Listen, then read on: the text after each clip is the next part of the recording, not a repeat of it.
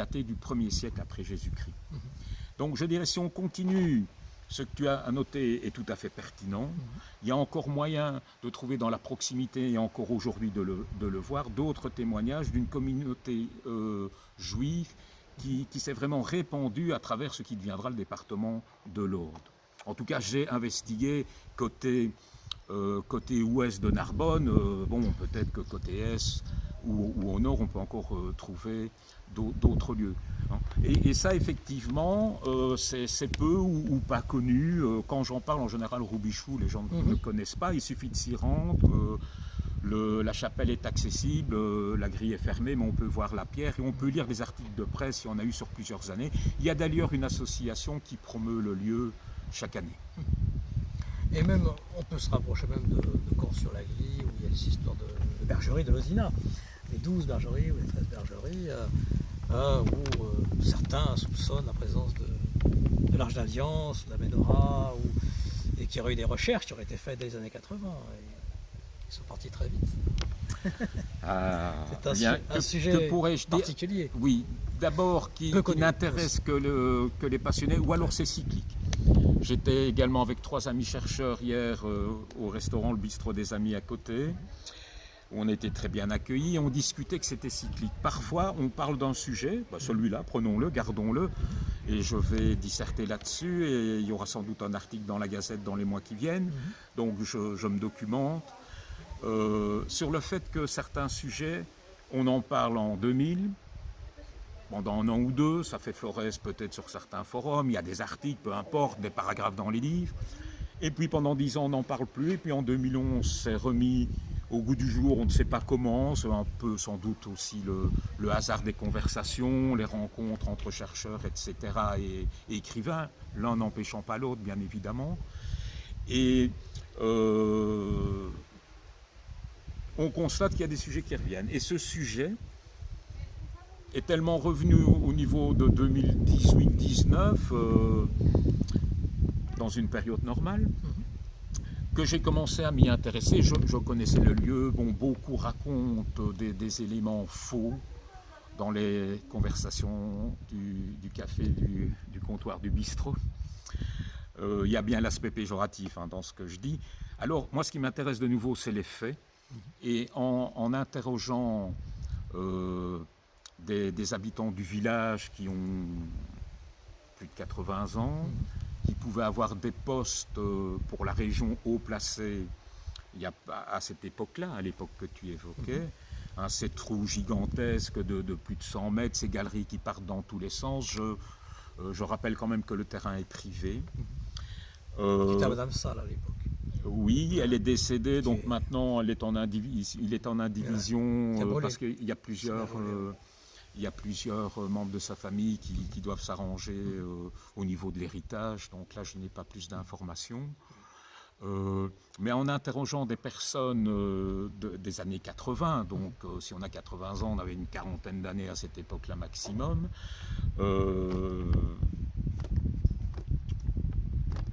que dire, ce ne sont que des témoignages oraux.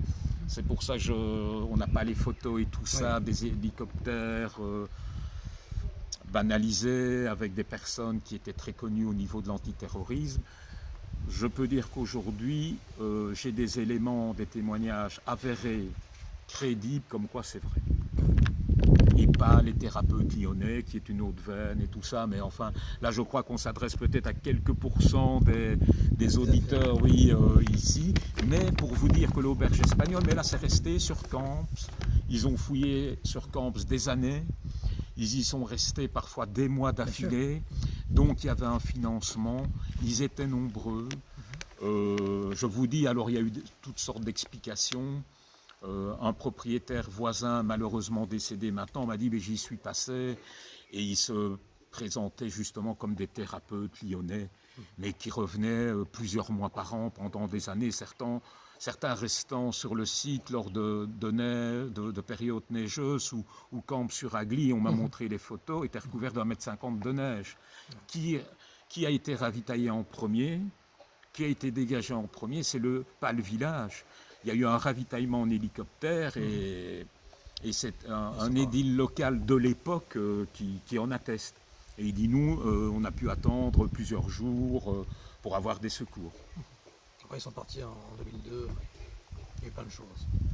Ah oui, puis après, bon, effectivement, je dirais à l'heure actuelle, c'est intéressant parce que je m'intéresse également à beaucoup d'autres lieux dans la région que Rennes-le-Château, Rennes-les-Bains, bon, le fameux triangle Audois et du garage donc.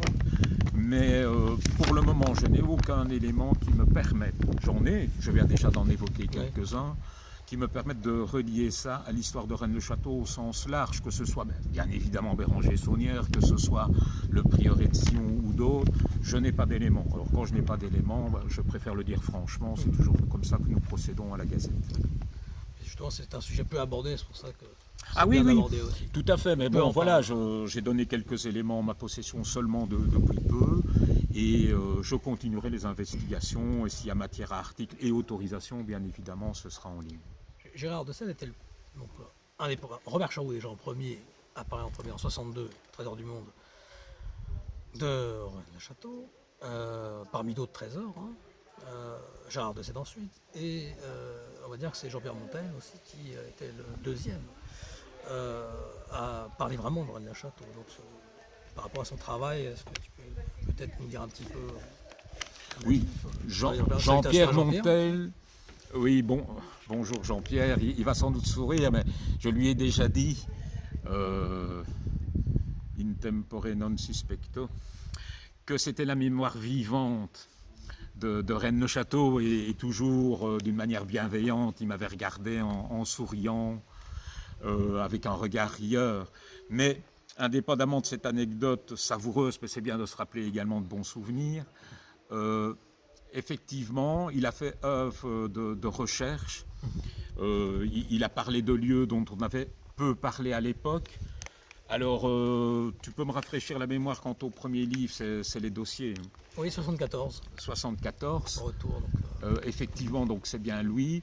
Dans sa mouvance et au niveau du premier livre de recherche que je conseillerais, c'est le Franck-Marie, études critiques. Mais c'est un peu plus tard, d'où ma demande de précision de l'année. Effectivement, ce sont deux auteurs qui ont un peu donné le virus, d'une manière un peu plus historique pour Jean-Pierre, et d'une manière plus au niveau de la recherche, de l'analyse des parchemins, mais de la découverte de lieux sur le terrain, de pierres remarquables, etc. C'est très foisonnant. Si vous ne l'avez pas, on peut encore le trouver chez des bouquinistes. Je vous conseille également et les œuvres de Jean-Pierre et les œuvres de Franck-Marie, parce que c'est un fait. Certains points ont été élucidés, parce qu'on trouve quand même. Hein, on a souvent la réputation des chercheurs, mais pas les trouveurs. Voilà. Mais c'est quand même important de revoir les bases. Comme aujourd'hui, et je suis assez interrogé en privé à la rédaction de la Gazette, par des personnes qui arrivent ou qui cherchent depuis quelques années et qui n'ont pas lu, je dirais, quand même les fondamentaux. Je ne vous dis pas qu'il faut lire des centaines de livres, certainement pas, mais lire le Trésor maudit pour savoir d'où ça part, continuer avec les deux écrivains chercheurs aussi l'on vient d'évoquer, ça me paraît un bon début. J'ai évoqué dans la première partie, en préambule de ma découverte du lieu, deux autres livres. On peut les ajouter à la liste, on en a déjà assez, et puis après, selon l'opinion forgée et pas l'opinion première avant toute visite, à investiguer. Et alors il y a des livres plus précis selon vos souhaits, vos envies, vos motivations, ou tout simplement votre avis, en ce qui est louable. Dans la Gazette de Rennes-le-Château, il y a un sujet qui a été abordé, qui m'avait beaucoup intéressé, que je connaissais déjà, mais par rapport au fait qu'il y a un lien peut-être avec l'abbé Gillard et l'église du Graal de Tré-en-Rantoc. Avec l'abbé Saunière. Alors peut-être l'abbé Gillard est-il venu à Rennes-le-Château, ça c'est une hypothèse, mais c'est très intéressant, son église aussi est codée. Et il s'est retrouvé en plus dans cette église, on l'a mis là, dans une église délabrée, un peu comme Saunière. Donc il y a un parallèle en miroir, et on peut voir aussi les œuvres qu'il a mis en avant, où on retrouve Éon de l'Étoile aussi, dans les œuvres qu'il a fait peindre. Et aussi le cerf du Nos avec les 4 lions. Donc il y a tout un symbolisme Qu'est-ce que tu penses de ce rapprochement? Et il appelait d'ailleurs l'église du Graal. L'église du Graal. Hein. Donc il n'est pas contemporain de Saunière, il vit dans quelques dizaines d'années plus tard. Mais Effectivement, pour en reprendre, donc il aurait pu passer, mais là on n'a pas pu récolter d'éléments probants. Il part d'une église en ruine, il récolte des fonds, donc on voit déjà les similitudes, donc je confirme tout à fait ta présentation à la question. Avant toute chose, je tiens à préciser et à louer le travail remarquable d'Éméac, qui est un jeune homme qui habite la région, avec lequel Chris a sympathisé, moi également, et qui, une fois rentré dans sa région, a rédigé des articles remarquables, étayés par des photos. C'est en ligne encore sur le site. Les éléments que tu viens de mentionner sont encore visibles. Il y a plus d'une douzaine de photos en bonne résolution. C'est lui qui a fait ce travail d'investigation, qui a lu ce qui a été écrit sur l'abbé Gillard, ce qu'il a pu dire ou écrire lui-même. Et effectivement, cela est interpellant. Cela est interpellant. Maintenant, je vous conseille la lecture quand même, parce que c'est assez significatif, c'est synthétisé mais explicatif en même temps, ce n'est pas réducteur. Le travail d'Éméac, hein, c'est lui qui a vraiment travaillé, là je n'ai fait que le travail de webmeister, comme ça arrive souvent avec des rédacteurs, hein, c'est une autre casquette que j'ai, elle m'aurait peut-être bien servi sous le soleil aujourd'hui. Mais il y a également le fameux monastère dynamité alors. Qui ne fait pas l'objet d'articles, mais le but n'est pas de faire une promo des articles de la Gazette ici, mais de retourner vers certains livres, mais également chez des bouquinistes, hein, qui se trouvent dans le département voisin de l'Ariège, où là, les réalisations du père de Commun, de mémoire, hein, c'est-à-dire son monastère, a été dynamité sur l'ordre de l'Église dans les années 50-60, de mémoire. Hein, où là aussi, ça a été beaucoup plus radical. Hein. Là, on ne parle plus des réalisations de l'abbé Gillard d'une église, on ne parle plus de ce qui se trouve et de ce qu'on peut encore voir, tant que maintenant à Rennes-le-Château. On parle d'un monastère beaucoup plus grand, dynamité. Sur les lieux, il reste 2 grottes, dont une encore visible ou une qu'on a encore pu trouver, dédiée à la Vierge Marie ou à Marie-Madeleine, selon les chapelles. Mais cela est certainement un autre débat. Donc des curés qui ont trouvé des fonds.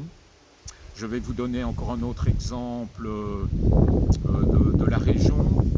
C'est la paroisse voisine de celle de l'abbé Henri Boudet. Avant qu'il n'arrive à Rennes-les-Bains, à Feste-Saint-André, mais en fin de compte, ces 2 villages, étonnamment, qui forment une seule entité communale, mais qui sont quand même espacés d'au moins 1,5 km. C'est assez étonnant.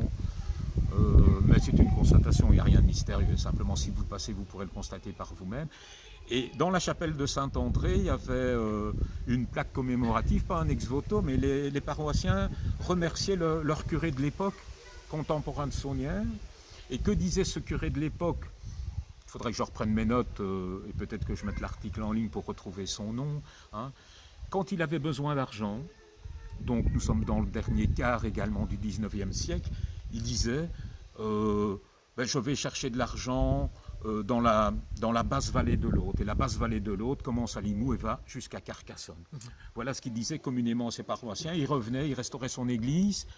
Elle est sans doute moins attractive, il faut déjà en trouver les clés, que celle d'ici. Mais voilà quelque chose de contemporain pour étayer ce que j'avançais concernant les restaurations des églises et les fonds qui étaient un peu libérés par les généreux donateurs de l'époque. Parfois, on retrouve même leur nom en dessous de chemin de croix ou de tableau.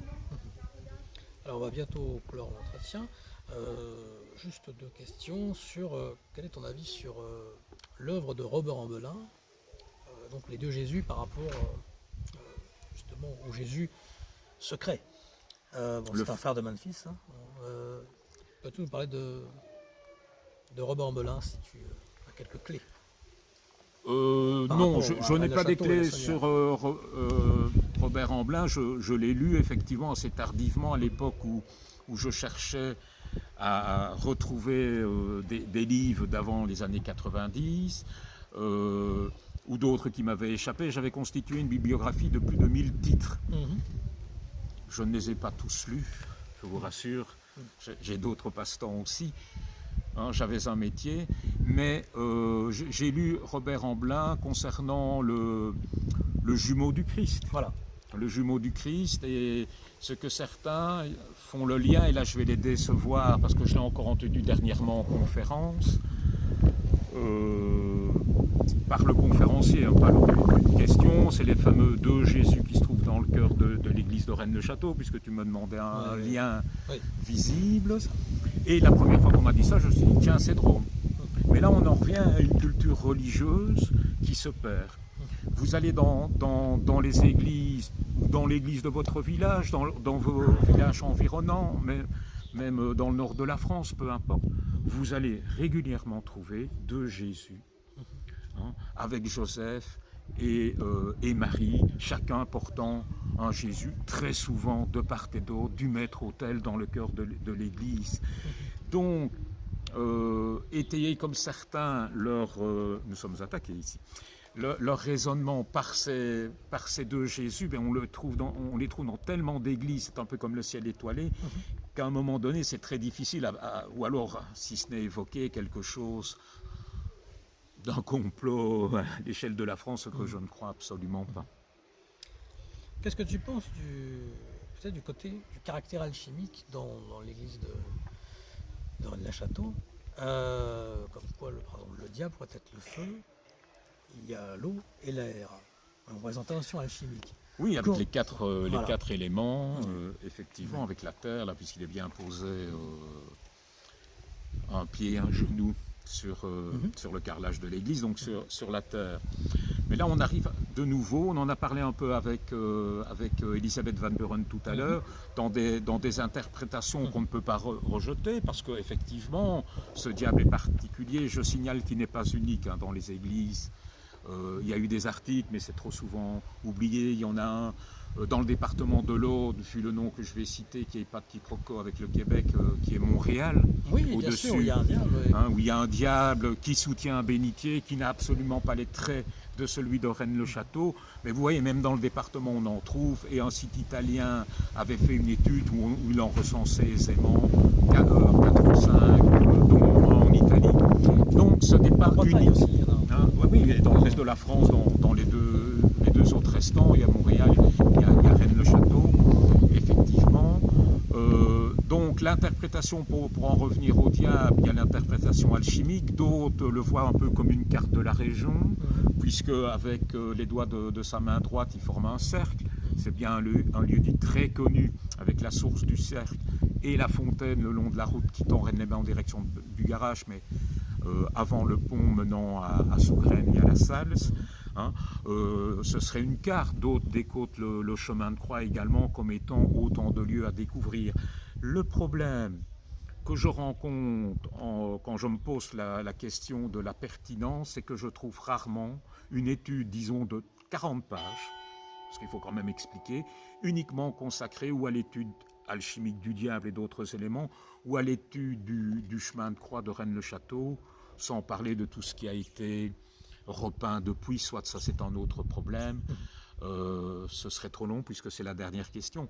Mais je veux dire par là, on en parle, on donne un ou deux exemples, mais pour moi ça doit être concret. Une carte, il y a une dizaine de toponymes, donc des lieux dits, il y a des lieux remarquables, il y a des sommets remarquables, il y a un ou deux villages.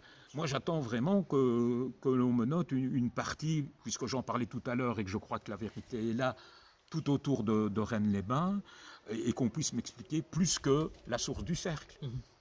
C'est ça qui, à mon avis, manque au niveau de ces théories. Donc on peut discuter sur un point, mais ça n'emporte pas mon adhésion, parce qu'il en faudrait plusieurs et que ce soit une analyse cohérente. On n'en a sans doute plus le temps, mais il y a la vraie langue celtique. J'ai lu énormément de livres, d'articles de revues différents, pas des articles qui sont toujours une reprise des collègues précédents, comme certains disent ici. On va chercher dans la VLC différents éléments. C'est vrai qu'il y en a à foison, c'est vrai que ça pose problème, c'est vrai qu'il faut plusieurs lectures et qu'on ne la connaît pas, loin de là. J'en discutais hier avec peut-être le spécialiste de la VLC ici, donc je vais le citer puisque c'est positif. J'avais dit que je parlerais en bien de personnes, donc André Goudonnet. Bonjour André, Salutations.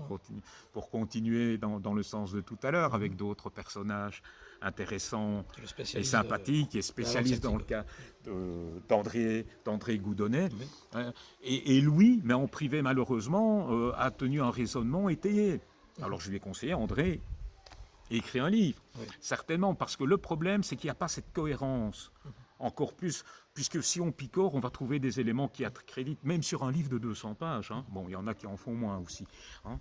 Mais ce qu'il faut, ce serait prendre la vraie langue celtique dans son entièreté et pouvoir avoir des éléments de convergence multiples, hein, vu le nombre les centaines de pages, qui permettent d'étayer ou un trésor, ou un secret, ou un tombeau, je dirais, peu importe. Et là, on a dû écrire des milliers de pages. En tout cas, je n'ai sans doute pas lu le bon livre. Je n'ai pas tout lu non plus, j'en ai lu beaucoup. Mais ces livres n'ont jamais emporté mon adhésion.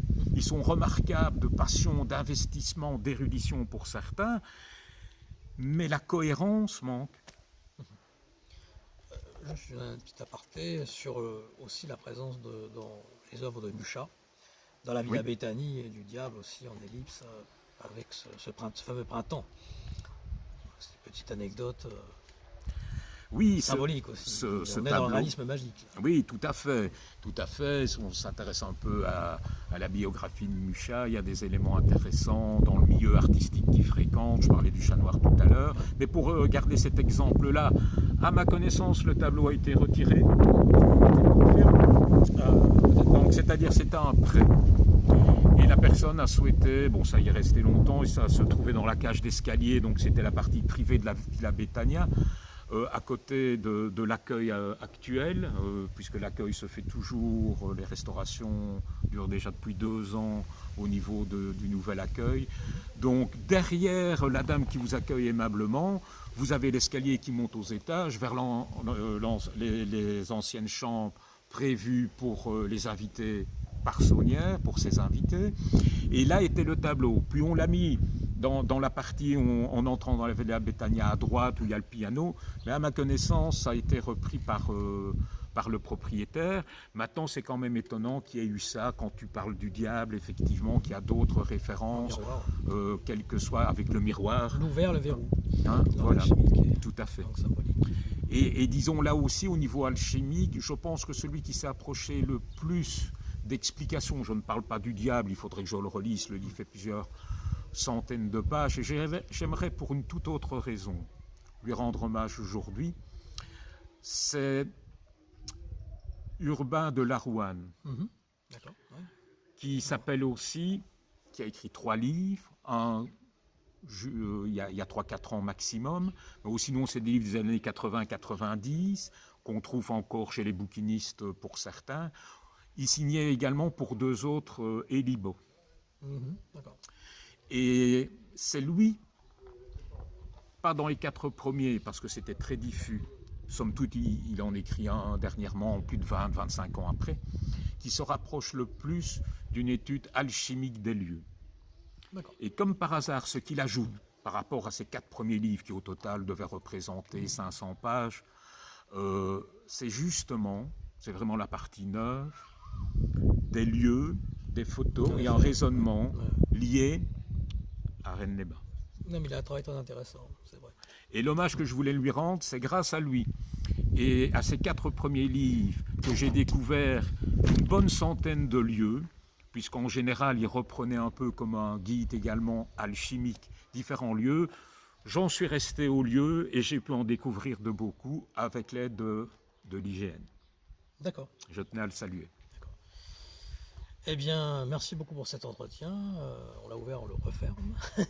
Le verrou, Merci Mike. Et rappelle-nous donc la Gazette de Rennes-le-Château, le site internet. Alors le site, c'est portailrennes-le-château.com, mais beaucoup plus simplement dans les moteurs de recherche, vous encodez Gazette Rennes-le-Château et ce sera le premier lien. La chaîne YouTube également, Gazette de Rennes-le-Château TV, il y a une centaine de vidéos pour le moment. Chris, il travaille ardemment, elle est passionnée. Jean-Luc également, salutations aussi à Chris et à Jean-Luc. bon, il fallait un peu diversifier l'offre et nous essayons de la diversifier. Et encore merci du fond du cœur à tous les rédacteurs, il y en a plus d'une vingtaine qui ont contribué par un article ou une dizaine en l'espace d'une vingtaine d'années à alimenter en études, bien souvent en reportage parfois, la Gazette de Rennes-le-Château. Je les en remercie. Eh bien, très bien, merci Johan, et merci aussi aux propriétaires du château des Hauts-Poules qui nous ont donné l'accord pour avoir cet entretien ici. Merci à eux et merci à toi. Merci. Au revoir.